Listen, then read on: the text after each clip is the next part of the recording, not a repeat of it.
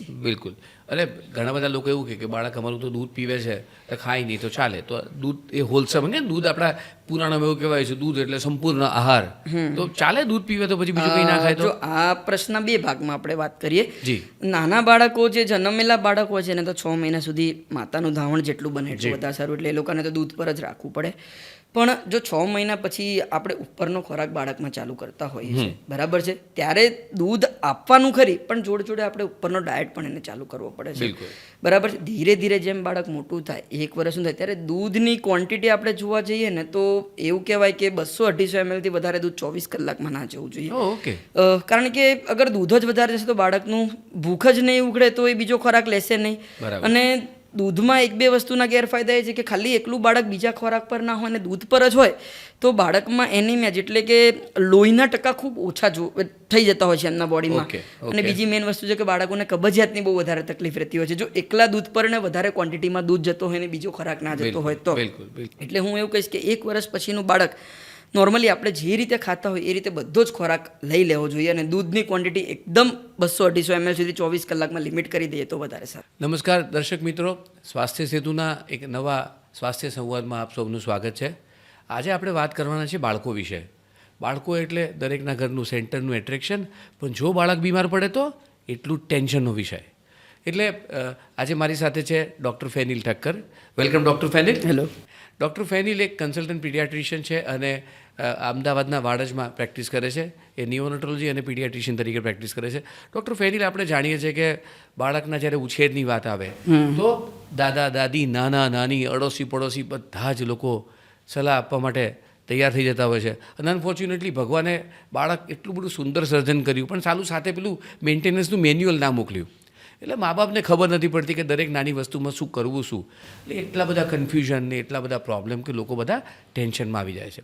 આપણે શરૂઆત બાળક જન્મે ત્યારથી કરીએ, વર્ષોથી સમજાવીએ છીએ, સરકારે પણ બહુ બધા પ્રયત્નો કર્યા કે ભાઈ આમ ના કરો આમ ના કરો, પણ પેલી ગળથુથી તો સાહેબ પીવડાવી જ પડે, પેલું મધ તો બાળકને ચટાડવું જ પડે. તો ખરેખર આ બહુ જ અગત્યનું છે, કેમ લોકો મૂકતા નથી આને?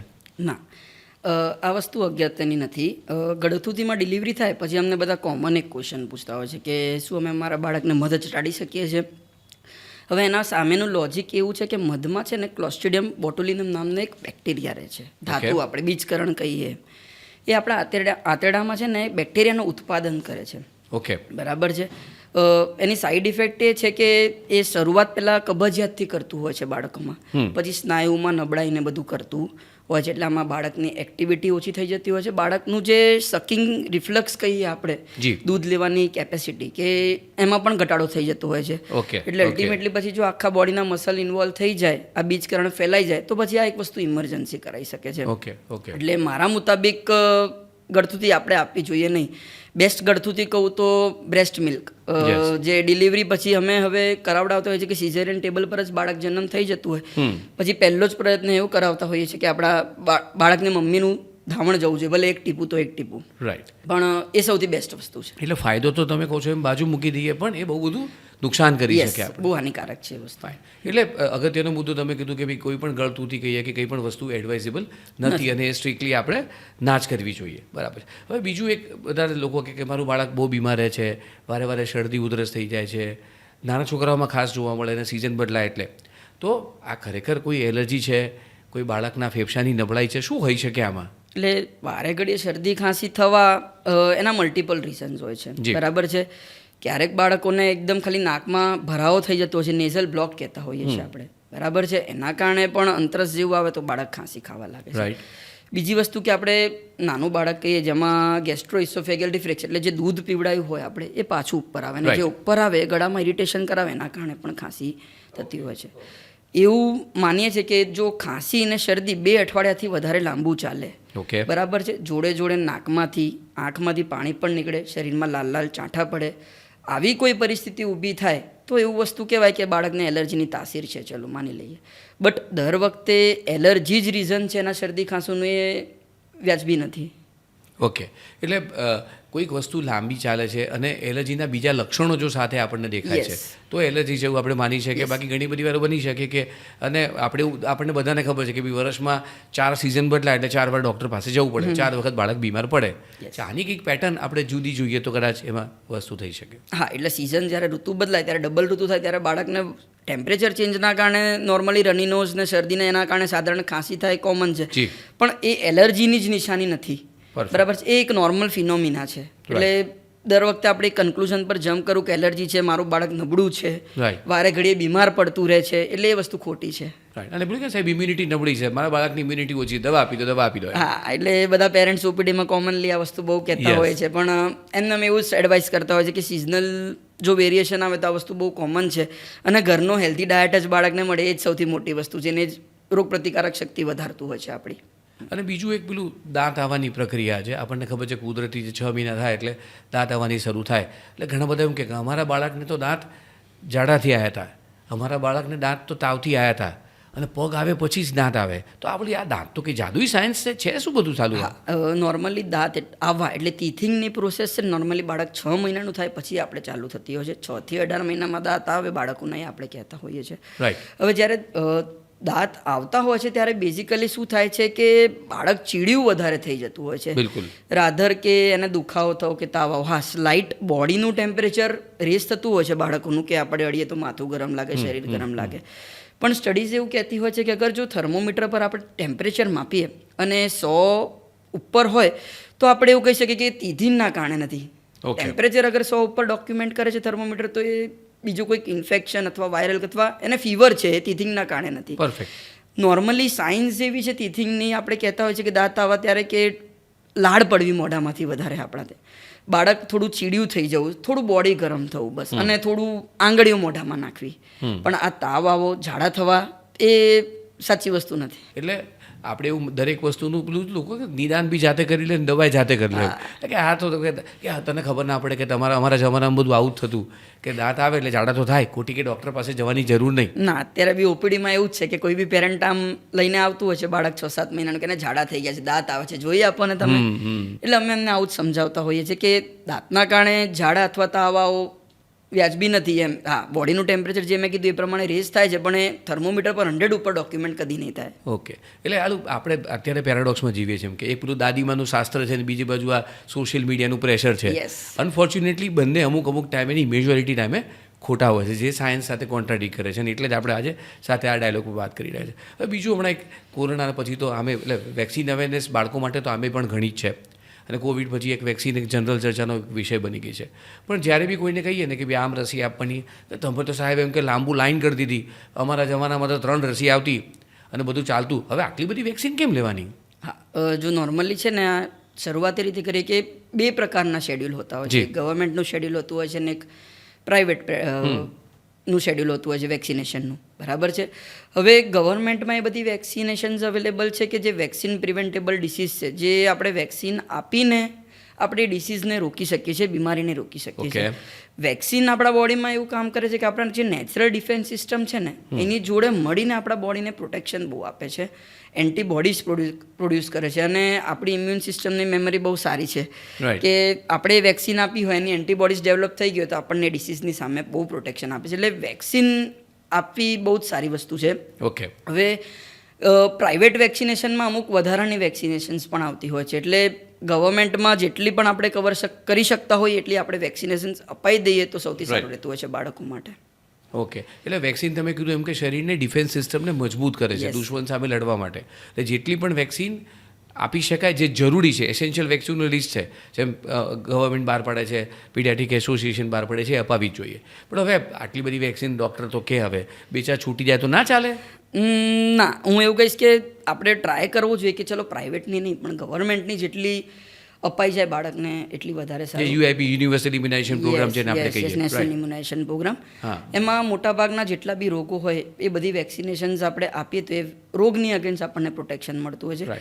માન્યતા એવી હોય છે કે વેક્સિન આપવાથી બાળકને બહુ તકલીફ થતી હોય છે, પણ વેક્સિન આપવાથી ખાલી જોવા જઈએ તો બહુ એની સાઈડ ઇફેક્ટ નથી, 2-3 સાઈડ ઇફેક્ટ છે કે વેક્સિનેશનથી સાધારણ તાવ આવી શકે કદાચ બાળકને. બરાબર. જે જગ્યાએ આપણે વેક્સિન લગાવીએ એ જગ્યાએ થોડી લાલાશ થવી ખાલી, અને સાધારણ કોઈક કેસીસમાં રિએક્શન આવવું, પણ એ બહુ 1% કોમન કેસનું જ રીઝન છે. એટલે હું એવું કહીશ કે પ્રાઇવેટ નહીં પણ ગવર્મેન્ટમાં જેટલી વેક્સિનેશન જાય એટલું વધારે સારું છે. ઓકે, એટલે જે મિનિમમ રિક્વાયરમેન્ટ વેક્સિન છે એ તો બધાએ અપાવી જ જોઈએ, કારણ કે વેક્સિન એ આપણું બીમારી સામે લડવાનું શસ્ત્ર છે. હવે એક પેલો બીજો વર્ડ હમણાં બહુ ફેમસ થયો છે, કેચઅપ વેક્સિનેશન. આ કેચઅપ શું છે વળી, પકડીને આપવાની? ના, એવું નથી. કેચઅપ વેક્સિનેશન આપણે શું કહીએ છીએ કે જે બાળકોએ વેક્સિન લીધેલી છે અને વચ્ચે છૂટી ગઈ છે, રાઈટ, અથવા તો એના જન્મથી કે રસી જ નથી લીધી બાળકે, એટલે એવામાં આપણે કેચઅપ વેક્સિનેશન આપણે કરી શકીએ છીએ. એટલે એક એ પદ્ધતિ છે કે જે બાળક મિસ આઉટ થઈ ગયું છે, જેને પ્રોપર શેડ્યુલ ફોલો નથી થયું, ઓકે, એને આપણે ઇમ્યુનાઇઝ કરી દઈએ તો વધારે સારું. આપણે તમે યુઆઈપી વિશે તો વાત કરી, ગવર્મેન્ટના યુનિવર્સિટી ઇમ્યુનાઇઝેશન પ્રોગ્રામ માટે, પણ આપણને ખબર છે કે અમુક વેક્સિન મિસિંગ હોય છે, તો એ વેક્સિન ખરેખર અગત્યની છે ને અપાવી જોઈએ, શું કહેશો તમે એના માટે? ગવર્મેન્ટ અને પ્રાઇવેટ વેક્સિનમાં અમુક વેક્સિનેશનનો જ ફરક છે ખાલી. ઓકે, જેમ કે હિપેટાઇટિસ એ એટલે કમળો કહીએ, જે આપણે ખાવા પીવાથી થતો હોય, એની રસી પ્રાઇવેટમાં મળતી હોય છે. બીજી રસી જે મળતી હોય છે ટાઇફોઇડની મળતી હોય છે, ઓકે, અછબડાની મળતી હોય છે, ગર્ભાશયના કેન્સરની રસી મળતી હોય છે, બિલકુલ બહુ અગત્યની, અને સ્વાઇન ફ્લૂની રસી મળતી હોય છે. અમુક આપણા અત્યારે ઇન્ડિયામાં પ્રોમિનન્ટ નથી, પણ અમુક જગ્યાએ મેનિંગોકોકલ વેક્સિનેશન પણ આપતા હોય છે. એટલે આટલો ડિફરન્સ રહેતો હોય છે. હવે હું એવી સલાહ આપીશ કે જેટલી ગવર્મેન્ટમાં આપી શકીએ એટલી તો કમ્પલસરી આપવી જોઈએ, અને જો વાંધો ના આવતો હોય આટલી અમુક વેક્સિનેશન જે રહી જતી હોય અને પ્રાઇવેટમાં આપી દઈએ તો આપણા બાળકને આ રોગોના અગેન્સ્ટ પ્રોટેક્શન મળશે. એટલે આપી જઈએ તો વધારે સારું. એટલે આ રસી પણ તમે જે કીધું એ પણ રસી ગવર્મેન્ટ પ્રોગ્રામની અપાવી ઉપરાંત આટલી અપાવીએ તો બાળકની હેલ્થનું આપણે વધારે ગૌરવ કરીએ, વધારે સારું. યસ. હવે આપણે રસી પરથી એક પાછા બીજા રોજબરોજના કોમન ટોપિક પર શિફ્ટ થઈએ, તાવ. તાવ એટલે એક એવી વસ્તુ છે જાણે ઘરમાં છોકરી બીમાર પડે એટલે પેલું બોમ્બ ફૂટ્યાની લાકડી થઈ જાય, હાથ તૂટી પડ્યું, બધા જ એક્શનમાં આવી જાય, ઓફિસમાં રજા પડી જાય, સ્કૂલમાં રજા પડી જાય, આડોશી પાડોશી પૂછે ને દાદા દાદી એક્શન, નાની બધા એક્શનમાં આવી જાય. તો શું ખરેખર તાવ, બાળકમાં તાવ આવો એટલી ડેન્જરસ વસ્તુ છે કે શું છે? બેઝિકલી સાયન્સ શું છે, તાવ આવે કેમ? હા, જો તાવ હું એવું કહીશ કે આપણો દુશ્મન નથી, મિત્ર છે પહેલી વસ્તુ તો. ઓકે, એનું રીઝન શું છે કે કોઈ પણ પ્રકારનો વાયરલ કે બેક્ટેરિયા આપણા બોડીમાં અગર લાગ્યું હોય, બરાબર છે, તો આપણી બોડીની જે ઇમ્યુન સિસ્ટમ છે, રોગ પ્રતિકારક શક્તિ, એ બંનેની અગેન્સ્ટ ફાઇટ કરે છે. અને જ્યારે ફાઇટ થાય છે ત્યારે આપણા બોડીમાં એનું ટેમ્પરેચર રેઝ થાય છે. ઓકે, તો આપણને એક નિશાની આપે છે કે તમારી બોડીમાં કંઈક ખોટું થઈ રહ્યું છે અત્યારે, બરાબર છે. અગર એ નિશાની ના મળતી હોત તો પછી આપણે બહુ લાંબી બીમારી થઈ જાય પછી જ આપણને એની સાઇન મળી હોત કે બિલકુલ. હા, અત્યારે જો અગર તાવ આવતો તો આપણે જલ્દી ચેતી જઈએ કે ના તાવ આવે છે એટલે બોડીમાં કંઈક છે અત્યારે. તો દુશ્મન કરતાં આપણે ખરેખર એને આપણો મિત્ર સમજવું જોઈએ. ઓકે, એટલે તાવ એ અલ્ટિમેટલી એક બેનિફિશિયલ છે કે રેડ લાઇટ છે જેને કહીએ, કે જે તમને કહે છે કે કંઈક છે, એની પર ધ્યાન આપવું, એટલે એનાથી ડરવું નહીં. યસ. ઓકે, અને બીજું એક કોમન પેલું છે કે થર્મોમીટર તો બધું બરાબર છે, પણ પહેલાં જમાનામાં દાદી આવે આમ કપાળ પર હાથ મૂકીને કે આને તો બહુ તાવ છે, તાવની દવા આપી દો. તો શું ખરેખર તાવ માપીએ નહીં તો ચાલે? આપણે મળીને, અને એવું કહેવાય છે કે માની સ્કિન સૌથી સેન્સિટિવ હોય, તાવ આવે તો માને સૌથી પહેલી ખબર પડે, તો ચાલે આમ પેલું કે ભાઈ આમ માં ચેક કરીને કે તાવ છે અને તાવની દવા પકડાઈ દેવાની, ચાલે એવું? ના, હજી બી અત્યારે એવી જ માન્યતા છે કે ઉપડીમાં કોઈ બી મધર બચ્ચાને લઈને આવે છે તો સાહેબ બહુ ગરમ હતું, માથું બહુ તપતું હતું. યસ, હા, યસ. પણ અમે પૂછીએ પછી બીજો પ્રશ્ન કે તમે તાવ માપે તો ના, માથું તપતું હતું, શરીર હાથ પગના તળિયા તપતા હતા, એટલે અમે તાવની દવા પીવડાવી દીધી છે. પણ નોર્મલી શું રહેતું હોય છે કે અમુક બાળકોમાં કેવું હોય છે કે માથા અને હાથ પગના તળિયામાં લોહીનો પ્રવાહ થોડો વધારે હોય જ્યારે એમનો ગ્રોથ થતો હોય છે ત્યારે. એટલે જ્યાં આગળ લોહીનો પ્રવાહ હોય, બ્લડ ફ્લો વધારે હોય એવું કહીએ તો એ પાર્ટ ગરમ રહેવાનો જ છે. ઓકે, બરાબર છે. પણ ખરેખર આપણા બોડીમાં જે તાવ છે કે નહીં, આપણે બગલમાં કે મોઢામાં થર્મોમીટરથી જ મેઝર કરવું જોઈએ પહેલાં તો. જો એ તાવ થર્મોમીટર પર 100ની ઉપર ડોક્યુમેન્ટ થાય તો જ આપણે એને તાવ માનવું જોઈએ, તો જ આપણને વસ્તુની ખબર પડવી જોઈએ. આમાં કેવું છે કે અમુક હવે મેડિકેશન્સ લોકો ઘરે રાખતા હોય છે અને શરીર ગરમ લાગે એ પ્રમાણે પછી દવા આપી દે છે. બહુ ફેમસ પેલી ફ્લેમ છે, પેલી સ્યુલાઇટ છે, બધું પકડાઈ જ દે તરત એમ. હા, પણ એ દવાઓની અગર તાવ ના હોય તો જરૂરત જ નથી, પછી ખોટી દવાઓ પીવડાવતા રહીએ તો આપણે દવાઓની પણ આડઅસર થઈ જાય. એટલે ખરેખર જો તાવ છે કે નહીં આપણે જાણવું હોય તો આપણે થર્મોમીટરથી માપીએ, 100 ઉપર તાપમાન જો નોટ થાય તો આપણે 100% એને ફીવર કહી શકીએ. ઓકે, અને બીજું કે બાળકને તાવ આવે તો મેં કીધું એમ કે બધું આમ બધી સિસ્ટમ બધી એક્શનમાં આવી જાય, સાહેબ જલ્દી મટાડો, સાહેબ એક કામ કરો ને પહેલા દિવસે એન્ટીબાયોટિક આપી જ દો. એટલે પેલું તાવ અને એન્ટીબાયોટિક એ બી સિનોનિમ થઈ ગયા છે, શું તમે કહેશો એના માટે? તાવ આવો ત્યારે દર વખતે એન્ટીબાયોટિકનો રોલ હોતો નથી, બરાબર છે. એવું વસ્તુ કહેવાય છે કે જો અગર શરદી ખાંસી પહેલાં ચાલુ થાય અને પછી તાવના લક્ષણો દેખાય તો મોટા ભાગના કેસીસમાં વાયરલનો તાવ હોય. હવે વાયરલનો તાવ એવું રહેતું હોય છે કે 2 કે 3 દિવસ સુધી રહેતું હોય છે. એમાં આપણે સિમ્ટોમેટિક સારવાર જેમ કે માથે પોતા મૂકવા, જરૂર પડે તો પેરાસિટામોલ દવા આપી જો તાવ આવે તો, અને 2-3 દિવસ આપણે જોવું જોઈએ. અગર બેક્ટેરિયલ ઇન્ફેક્શન હોય ત્યારે શું જોવા મળશે કે તાવ રહેશે ને ત્યારે બચ્ચું એકદમ નબળું પડી જશે, પણ ઉતરશે તો બી બચ્ચું નબળું જ રહેશે. પણ વાયરલના કેસીસમાં એવું રહેતું હોય છે કે અગર તમે તાવની દવા આપો ને તાવ ઉતરી જાય તો બચ્ચું એકદમ એક્ટિવ ને બચ્ચું રમવા માંડશે. તો એવું કહેવાય કે નોર્મલી આપણે તાવ આવતો હોય તો 2 દિવસ તો મિનિમમ સિમ્ટમેટિક ટ્રીટમેન્ટ આપીને રાહ જોવી જોઈએ અલ્ટિમેટલી, કે એન્ટીબાયોટિકની ખરે જરૂર છે કે નહીં તો તાવ 2 દિવસ પછી જ આપણને આઈડિયા આવે. પણ દર વખતે તાવ આવે ને એન્ટીબાયોટિક આપી દેવી એ સારી વસ્તુ નથી, કારણ કે એન્ટીબાયોટિક્સના કારણે રેઝિસ્ટન્સ બહુ ડેવલપ થતું હોય છે. અત્યારથી બાળકોમાં એન્ટીબાયોટિકનો યુઝેસ કરીને એમના ઓર્ગેનિઝમની અગેન્સ્ટ એન્ટીબાયોટિક આગળ જતાં એમની લાઈફમાં કામ ના કરે તો એ બહુ ગંભીર વસ્તુ થઈ જાય પછી એમના માટે, કે જ્યારે ખરેખર નીડ છે એન્ટીબાયોટિકની ત્યારે જ એન્ટીબાયોટિક બચ્ચાઓને અસર નહીં કરે કે આગળ જઈને એમની લાઈફમાં અસર નહીં કરે તો પછી કોઈ કામની નથી એ વસ્તુ. અને આવું ડાયલોગ અમે ઘણી વાર સાંભળ્યું, સાહેબ આને ભારે દવા આપજો, હલકી દવાથી તો આનો તાવ ઉતરતો જ નથી. આ ઓલી ભારે દવા એટલે કે સ્પેશિયલ ફોર્મ્યુલા તમે રાખો છો? ના, એમાં કેવું હોય છે કે તાવની દવાના મલ્ટિપલ કોમ્બિનેશન્સ આવતા હોય છે. એક તો પેરાસિટામોલ રહેતું હોય છે, એક આઇબુજેસિક આપણે કન્ટેન્ટ કહેતા હોઈએ છીએ એમ. હવે સૌથી પહેલાં તો અમે એવું જ સલાહ આપતા હોય છે કે પેરાસિટામોલ સૌથી સેફ ડ્રગ છે, બરાબર છે, કે એની કોઈ સાઈડ ઇફેક્ટ નથી, બરાબર છે. હવે એનાથી અમુક વાર તાવ ના ઉતરે તો સગા એવું જ કહેતા હોય છે કે ભારે તાવની દવા આપો એમ. પણ આઇબુજેસિક કન્ટેન્ટવાળી જે બી દવા હોય છે, બરાબર છે, આઇબુપ્રોફેન આપણે કહીએ, તો એમાં કેવું છે કે એની સાઈડ ઇફેક્ટમાં શું થાય કે આપણે જે પ્લેટલેટ કાઉન્ટ છે બોડીના એ ઘટાડતી હોય છે દવા. એટલે દર વખતે ભારે દવાઓ પર જમ્પ કરવું એ બહુ અઘરી વસ્તુ છે. એટલે પહેલું રિકમેન્ડેશન તો એવું જ છે કે જો સાદી પેરાસિટામોલથી તાવ ઉતરતું હોય તો એના જેવી સેફ ડ્રગ કોઈ નથી. ઓકે. અને અત્યારે પેલું કહે બધા પેલી બધું ટ્રેન્ડિંગ ફેશન છે, પેલો ઝેનઝી, પણ હું તો કહું છું ઝેનઝી છોકરાઓ નથી, ઝેનઝી તો પેરેન્ટ્સ છે એમ.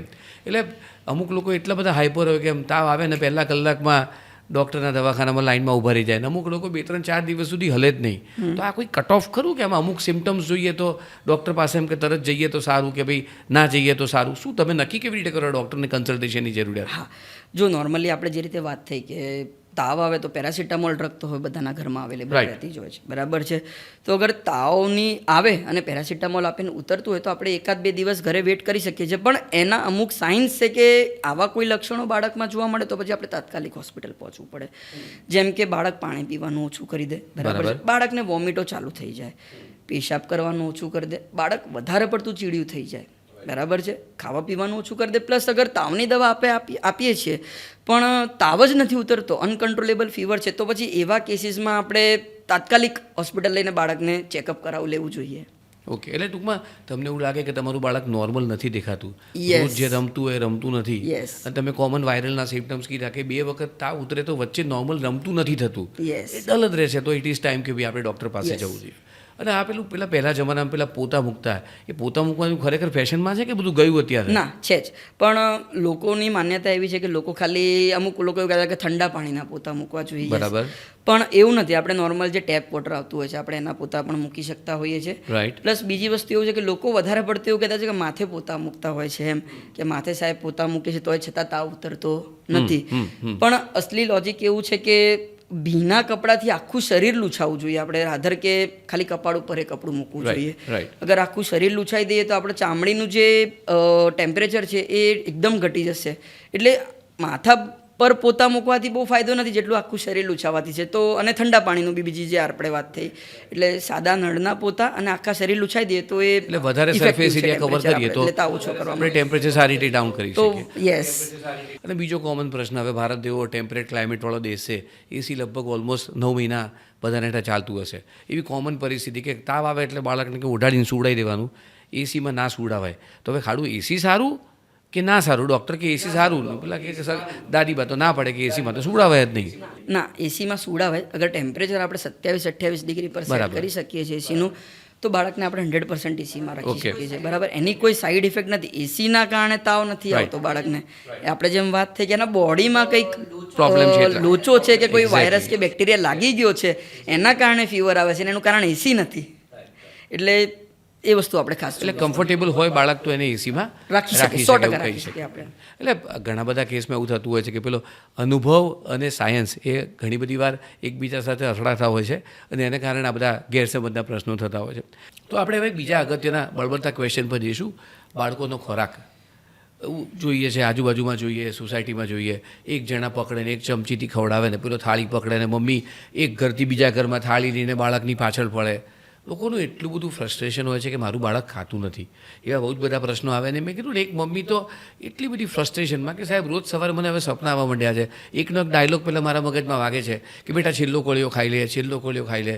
આ જે કોમન સવાલ તમને તમારી કેબિનમાં પૂછાય કે મારું બાળક ખાતું નથી, તો તમે શું કરો સાહેબ એના માટે? જો સૌથી પહેલાં તો હિસ્ટ્રી જે આપણે કીધી, કાઉન્સેલિંગ આ તે બધું બહુ મહત્ત્વનું રહેતું હોય છે આ કેસીસમાં. જી. નોર્મલી કોઈ બી બાળકને છે ને આપણે ફોર્સફુલ ફીડિંગ નથી ના કરાવવું જોઈએ આઈડિયલી. કારણ કે એ વસ્તુને જોર જબરજસ્તી કરીએ ને તો બાળકને પછી એ વસ્તુ ગમતી નથી, એ વસ્તુથી બાળક દૂર ભાગતું હોય છે. ઓકે. એટલે આપણે જેટલું બની શકીએ એટલું એ વસ્તુ પ્લેફુલ રીતના, વિલિંગફુલ રીતના આપણે કરવી જોઈએ. બરાબર છે? હસતા, ખેલતા, રમાડતા, સ્ટોરી કહેતા, આ બધી રીતે આપણે બાળકને ખોરાક આપવાનો પ્રયત્ન કરીએ તો બાળકને બી એમાં મજા આવે છે અને એ આ વસ્તુને ગમાડે કે બીજી વખત બી એ વસ્તુ સામેથી સરસ રીતના ખાવા માંડે છે. પણ અત્યારે અમુક કેસીસમાં એવું જોતા હોય છે, જેમ આપણે વાત થઈ કે લોકો યુટ્યુબ ને સ્ક્રીન ટાઈમ ને બચ્ચાને હવે મોબાઈલ ઓપરેટ કરતા આવડી ગયો છે. વોલ્યુમ કઈ રીતે ધીરે કરવો, વોલ્યુમ કઈ રીતે વધારવો, બીજો વિડીયો કઈ રીતે કરવો, એટલે એના ઉપર ધ્યાન અત્યારે વધારે જતું રહ્યું છે. એટલે એ બધી વસ્તુ આપણે બંધ કરી દઈએ અને આપણા બચ્ચાને ટાઈમ આપીએ. સ્ટોરી કહેતા, આજે આવું થયું હતું, આજે આ જોયું હતું, આ રીતે કરીને આપણે એને ખોરાક આપીએ તો બહુ જ સારું પડે એમ, અને એ છોકરું હસતા હસતા ખાવા માંડશે પછી. બિલકુલ. અરે ઘણા બધા લોકો એવું કહે કે બાળક અમારું તો દૂધ પીવે છે તો ખાય નહીં તો ચાલે. તો દૂધ એ હોલસમ ને, દૂધ આપણા પુરાણમાં એવું કહેવાય છે દૂધ એટલે સંપૂર્ણ આહાર, તો ચાલે દૂધ પીવે તો પછી બીજું કંઈ ના ખાય તો? જો આ પ્રશ્ન બે ભાગમાં આપણે વાત કરીએ. જી. નાના બાળકો જે જન્મેલા બાળકો છે ને તો 6 મહિના સુધી માતાનું ધાવણ જેટલું બને એટલું વધારે સારું, એટલે એ લોકોને તો દૂધ પર જ રાખવું પડે. પણ જો 6 મહિના પછી આપણે ઉપરનો ખોરાક બાળકમાં ચાલુ કરતા હોઈએ છીએ, બરાબર છે, ત્યારે દૂધ આપવાનું ખરી, પણ જોડે જોડે આપણે ઉપરનો ડાયટ પણ એને ચાલુ કરવો પડે છે. બરાબર છે. ધીરે ધીરે જેમ બાળક મોટું થાય, 1 વર્ષનું થાય, ત્યારે દૂધની ક્વોન્ટિટી આપણે જોવા જઈએ ને તો એવું કહેવાય કે 200-250 ml થી વધારે દૂધ 24 કલાકમાં ના જવું જોઈએ. ઓકે. કારણ કે અગર દૂધ જ વધારે જશે તો બાળકનું ભૂખ જ નહીં ઉઘડે તો એ બીજો ખોરાક લેશે નહીં. અને દૂધમાં 1-2 વસ્તુના ગેરફાયદા એ છે કે ખાલી એકલું બાળક બીજા ખોરાક પર ના હોય અને દૂધ પર જ હોય તો બાળકમાં એનિમિયા એટલે કે લોહીના ટકા ખૂબ ઓછા થઈ જતા હોય છે એમના બોડીમાં. અને બીજી મેઇન વસ્તુ છે કે બાળકોને કબજિયાતની બહુ વધારે તકલીફ રહેતી હોય છે જો એકલા દૂધ પર ને વધારે ક્વોન્ટિટીમાં દૂધ જતો હોય ને બીજો ખોરાક ના જતો હોય તો. એટલે હું એવું કહીશ કે 1 વર્ષ પછીનું બાળક નોર્મલી આપણે જે રીતે ખાતા હોય એ રીતે બધો જ ખોરાક લઈ લેવો જોઈએ અને દૂધની ક્વોન્ટિટી એકદમ 200-250 ml સુધી 24 કલાકમાં લિમિટ કરી દઈએ તો વધારે સારું. ઓકે.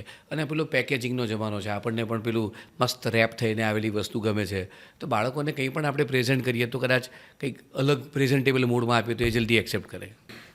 નોર્મલી અમે શું એડવાઇસ આપતા હોય છે જ્યારે બાળકો નથી ખાતા ત્યારે કે દૂધનું પ્રમાણ ઓછું કરવું જોઈએ. ઓકે. નોર્મલી કોઈ બી બાળક 1 વર્ષ પછીનું આવતું હોય છે અમારી જોડે તો અમે આવી હિસ્ટ્રી લેતા હોય છે કેટલું દૂધ પીએ છે બાળક, 1-1.5 લીટર દૂધ પી લે છે બચ્ચું.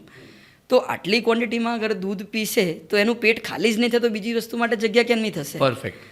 પહેલી વસ્તુ એ. બીજી વસ્તુ એ બી આવતી હોય છે કે હા દૂધ બી ઓછું પીએ છે પણ ખાતો નથી, પછી એવો પ્રશ્ન કહેતા હોય છે કે બીજું શું બહારનું ખાય છે, પીઝા ને એવું, વેફર, પડીકા હાથે, તો હા એમાં બી આ પાડે છે કે એ બધું જ ખાઈ લે છે પણ સિલેક્ટેડ પ્રોબ્લેમ છે, મેનુનો પ્રોબ્લેમ છે. હા એ વસ્તુ ખાઈ લે છે પણ આ બધી વસ્તુ નથી ખાતું. એટલે બીજી વસ્તુ આપણે કંટ્રોલ કરવાની રહેતી હોય છે. ત્રીજી વસ્તુ બાળકને આપણે છે ને ફિઝિકલ એક્ટિવિટી એન્કરેજ કરવાની રહેતી હોય છે. સ્ક્રીન ટાઈમ આપવું, ટીવી દેખાડીને જમાડવું એ વ્યાજબી વસ્તુ નથી. બરાબર છે. એને જમવાનું તો આપણે આપવાનું જ છે પણ સાથે સાથે એની એક્ટિવિટી ક્લાસીસ ને બધું આપણે જે કરાવતા હોઈએ આઉટડોર એક્ટિવિટી પણ આપણે કરાવીએ તો એમની ભૂખ પણ ઉગડે ને ખાવાનું પણ સારી રીતે માંગે. ચોથી વસ્તુ હું એવું કહીશ કે એમનું ફૂડ આપણે એન્કરેજ કલરફુલ જે કહીએ એ પ્રમાણે આપણે બનાવવું પડે. પેકેજિંગ મસ્ત કરવું પડે. યસ. કાર્ટૂનવાળી કોઈ પ્લેટ હોય અથવા તો ફ્રૂટ્સ કે કશું આપતા હોય તો અલગ અલગ શેપ્સ, અલગ અલગ કલરના ફ્રૂટ્સ આમ એક ડિશમાં મૂકવા જોઈએ. તે બધું એ વસ્તુ જોઈને એટ્રેક્શન જાતે ખાવા માંડશે. બિલકુલ. અને આ બધા પ્રશ્નોને કારણે જ આપણે જોઈએ છે કે ભાઈ એક બીજો કોમન ડાયલોગ આપણી કેબિનમાં આવે કે સાહેબ બાળક નબળું છે, ખાય છે તો એને હાઇટ નથી વધતી ને જાડો નથી થતો ને મારો છોકરો દુબળો દેખાય છે, બધા એવું કહે છે કે આ તો સુકાઈ ગયો છે. એ સાહેબ શક્તિની દવા પેલી લખી આપો. એટલે આપણી સુપર કંઈક આવે ગાળું લોકો ખાઈ પીવે નહીં તો ચાલે, પણ હું દવા આપી દઉં તો દોડે ગાળું. આવું બધું ચાલે નહીં યાર? ના ચાલે. આમ તો શક્તિની દવા આપવી આઈડિયલી અમુક ઇન્ડિકેશન જોઈને જ આપણે એક એડવાઇસ કરતા હોય છે. ન્યૂબોર્ન બેબી હોય, જે જન્મેલું બાળક હોય, એને કોઈ શક્તિની દવાની જરૂર નથી હોતી. પણ હા, એક વિટામિન ડીના ડ્રોપ્સ આપણે ખાસ 1 યર સુધી બધા જન્મેલા બાળકોને આપતા હોય છે. કારણ કે એ વસ્તુ એવી છે કે એ માતાના દૂધમાં ઓછી ક્વોન્ટિટીમાં જોવા મળે, જે પ્રમાણે બાળકની રિક્વાયરમેન્ટ છે એ પ્રમાણે. એટલે ખાલી એ એક ડ્રોપ વિટામિન D3 ડ્રોપ્સ જે આપણે કહીએ છીએ. અને બીજી વસ્તુ કે આયર્નની ક્વોન્ટિટી ઓછી હોય છે, પણ એની બાયોએબિલિટી બહુ સારી હોય છે. એટલે આયર્ન એબ્ઝોર્પ્શન ઇનિશિયલી બહુ સારું રહેતું હોય છે. પણ અગર 4 મહિના પછી જરૂર પડે તો આપણે કોઈક વાર જન્મેલા બાળકોને 4 મહિના પછી આપણે આયર્નના ડ્રોપ્સ ચાલુ કરવા જોઈએ. ઓકે, આથી નાના બાળકોની વાત. હવે મોટા બાળકોમાં શક્તિની દવા ચાલુ કરવાના અમુક વસ્તુ, એક સાયન્સ આપણે જોવી પડે. જેમ કે એનો ફિઝિકલ ને ડેવલપમેન્ટલ ગ્રોથ પ્રોપર નથી થઈ રહ્યો તો, અને કોઈ લાંબા સમયની બીમારીથી એ ઝૂંઝવાઈ રહ્યું છે, જેમ કે કોઈ ટીબીની અસર છે, આપણે લ્યુકેમિયા નાના બાળકોમાં હોય છે, કોઈ કેન્સર છે, કોઈ લાંબી બીમારીથી બાળક ઝૂંઝવાતું હોય, એવા બધા કેસીસમાં મલ્ટીવિટામિનનો બહુ સારો રોલ રહેતો હોય છે.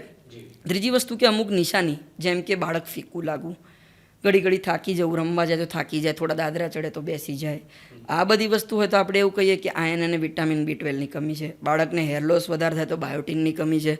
બરાબર. ઘડીએ ઘડીએ બાળક બીમાર પડે છે એટલે વિટામિન C ની કમી હોઈ શકે. હાડકાની નબળાઈ જોવા મળે કે બોનના શેપ હોય છે, બોનના શેપ એ ચેન્જીસ એમાં જોવા મળે તો કેલ્શિયમ અને વિટામિન D ની કમી હોય છે. એટલે આ બધી વસ્તુ એવી છે કે વિઝનનો પ્રોબ્લેમ હોય તો વિટામિન એ આપણે આપવું પડે બાળકને ઉપર. એટલે આ બધી વસ્તુ નિશાની જે હોય છે, આ બધી નિશાની જોવા મળે તો જ આપણે મલ્ટીવિટામિન્સ પર જવું જોઈએ. બાકી તો અગર બાળક પ્રોપર ડાયટ લઈ લે વ્યવસ્થિત રીતના તો એક પણ મલ્ટીવિટામિનની જરૂર રહેતી નથી. એટલે કોઈ ટૂંકમાં બ્લેન્કેટ વિટામિન નથી આવતું કે હું એક આપું અને બધું જ સુપર વિટામિન કે બધા બાળકને આપી દઉં એવું ચાલે? ના, એવું કોઈ વિટામિન નથી. નહીતર તો જમવા કરતાં લોકો વિટામિનની સિરપ ને બધું વધારે પીએ તો એનાથી જ ગ્રોથ થઈ જાત બધાનો. એક્ઝેક્ટલી. અને આનું બીજું પેલી બહુ જબરજસ્ત ફેશન નીકળી છે, શુગર એટલે ઝેર. અમે તો અમારા બાળકને 2 વર્ષ સુધી શુગર ચખાડી જ નથી, 3 વર્ષ સુધી શુગર નથી ચખાડી. તો સારું, શુગરમાં એવું તો કયું ઝેર છે કે જે અત્યાર સુધી અપાતું હતું ને હવે આપણે ખરેખર કોઈ એમાં કોઈ મેડિકલ ઇન્ડિકેશન છે જેને કારણે તમે ના પાડો છો કે આ બધું ક્યાંકથી ઊભી કરેલું ગિમિક છે? યસ, 2 વસ્તુ આમાં છે, સોલ્ટ અને સુગર. સોલ્ટ એવી વસ્તુ છે કે જે અમે 1 યરથી નાના બાળકોમાં રિકમેન્ડ નથી કરતા. બરાબર છે. અને સુગર જેમ આપણે તમે કીધું કે રીતે 2 વર્ષ પછી જ જનરલી ચાલુ કરતા હોય છે. હવે શુગરમાં શું થતું હોય છે કે શુગરમાં ગ્લુકોઝનું લેવલ વધારે રહેતું હોય છે. એના કારણે એનર્જી લેવલ બહુ વધતું હોય છે. એટલે એમાં બાળકોના સ્લીપ ડિસ્ટર્બન્સ એટલે ઊંઘ પ્રોપર ના થવી એ બધું બહુ કોમન જોવા મળતું હોય છે. બીજી વસ્તુ કે શુગરના કારણે બેઝિકલી દાંતનો સડો ને બધું કેસીસ જોવા મળતા હોય છે. અને એક્સેસિવ શુગર થઈ જાય તો એગ્રેસિવ બિહેવિયર બાળકોનું, એકેડેમિક પરફોર્મન્સ, લર્નિંગમાં થોડું પ્રોબ્લેમ, લર્નિંગ ડિસેબિલિટીઝ જે આપણે કહીએ, આ બધી વસ્તુઓ બહુ પછી કોમન જોવા મળતી હોય છે. અને લાંબા ગાળે જોવા જઈએ આગળની જિંદગીમાં લોંગ ટર્મ સાઈડ તો ડાયાબિટીસ છે, ઓબેસિટી છે, આ બધી વસ્તુ બી કોમન છે. એટલે અર્લી સ્ટેજમાં જો આપણે ચાલુ કરી દઈએ તો બાળક માટે ખૂબ ખરાબ વસ્તુ કહેવાય. અલ્ટિમેટલી કે ભાઈ પહેલેથી આપણે મોડરેશન જાળવતા શીખીએ કે ભાઈ ઓછું ખાવાનું છે, જે વધારે પડતી સ્વીટ્સ કે આર્ટિફિશિયલ સ્વીટનેસવાળી વસ્તુઓ આપણે ના આપીએ, સોફ્ટ ડ્રિંક્સ ના આપીએ, તો આ બધા પ્રશ્નો પહેલેથી જ આપણે ટાળી શકીએ. બાળકનો માનસિક વિકાસ જ એવી રીતે થાય કે ભાઈ આ વસ્તુ મારે પહેલેથી નથી ખાવાની. પણ એ વર્જ્ય નથી, એવું કંઈક ઝેર નથી કે ભાઈ હું કંઈક આપું જ નહીં, એવું કંઈક વસ્તુ ક્વોન્ટિટી એક બાંધી દેવી જોઈએ આપણે કે એક્સેસમાં બાળક દર વખતે ચોકલેટ હોય, પેસ્ટ્રી હોય, કોકાકોલા હોય, આ જ ના પીતું હોય. એટલે આપણે લિમિટ બાંધવી પડશે એના માટેની. બરાબર, બિલકુલ. કોઈ બી વસ્તુ લિમિટમાં સારી છે, પણ લિમિટની બહાર એ વસ્તુ પછી આ બધી જે આપણે સાઈડ ઇફેક્ટ જણાય એ થવાના ચાન્સીસ બહુ જોવા મળતા હોય છે. સો ડૉક્ટર ફેનિલ, ખરેખર આપણે જે કોમન ટોપિક પર આજે કન્વર્સેશન કર્યું, ફીવર પર વાત કરી, વેક્સિન પર વાત કરી, આ બધાનું તાત્પર્ય એક જ છે કે always it is better to be an informed parent. Hyper parent, લોકો ઝેન્ઝી પેરેન્ટ્સ કરતાં આપણે ઇન્ફોર્મ્ડ પેરેન્ટ્સ રહીએ. જ્યારે જરૂર છે ત્યારે ડેન્જર સાઇન્સને આઈડેન્ટિફાઈ કરતાં શીખીએ. અને આપણે કીધું કે પેરેન્ટિંગનું કોઈ મોડ્યુલ નથી કે ભાઈ આ વાંચી લીધું, એમાં લખ્યું હોય કે બધા બાળક, અને બાળક હંમેશા બધા કે બાળક કોઈ રોબોટ નથી કે તમે બટન દબાવો એટલું જ ચાલે, તમે બટન દબાવો ત્યારે સૂઈ જાય ને બટન દબાવો ત્યારે ઉઠે. એ નથી. બાળક એ ભગવાને એ કુદરતે કરેલું એક કરિશ્મા છે. તો આપણે એને પણ બાળપણ એન્જોય કરવા દઈએ અને મા બાપ તરીકે આપણે પણ માતૃત્વ એન્જોય કરીએ અને સાયન્સને સાથે રાખીએ. લોકોના સલાહ માન્યા કરતો મને લાગે છે કે આખું બધું સરસ થશે. હવે આપણે એક ઇન્ટરેસ્ટિંગ આયામ તરફ જે એક રેપિડ ફાયર કહીએ જેનાથી આપણે પેલું કરીશું. આનો જવાબ તમે હા ના આપી શકો અને કદાચ તમારે કોઈ ડિસ્ક્રિપ્શન એડ કરવું હોય તો તમે એમાં ઓલવેઝ કરી શકો છો. દાંત આવે એટલે દુખાવો થાય જ? ના, થોડું ચીડિયું રહે બાળક, થોડું શરીર ગરમ થાય પણ દુખાવો ના થાય. અને બ્રેસ્ટ ફીડિંગ તો કોઈ દિવસ પૂરતું આવે જ નહીં, ઉપરથી તો સાહેબ પીવડાવવું જ પડે. ના, એ વસ્તુ વ્યાજબી નથી. બટ હા, બ્રેસ્ટ ફીડિંગ અગર બાળક સારું લેતું હોય તો એની નિશાની શું છે કે બાળકનું પેશાબ સારું થવું જોઈએ, દૂધ લીધા પછી બાળક વ્યવસ્થિત સૂઈ જતું હોય અને વજનમાં વધારો મળતો હોય. જો આ બધી વસ્તુ ફૂલફિલ થતી હોય તેનો મતલબ તમારું બ્રેસ્ટ ફીડિંગ સફિશિયન્ટ આવે છે. અને અગર ઇનસફિશિયન્ટ રહેતું હોય તો જ પછી આપણે બીજા ઓપ્શન વિચારવા જોઈએ. ઓકે, તાવ આવે એટલે એન્ટીબાયોટિક તો આપવી જ પડે? ના, જરૂર નથી. ઓકે, વજન ના વધે એટલે વિટામિનની દવા પકડાઈ જ દેવાની? ના, એ પણ ખોટી વસ્તુ છે.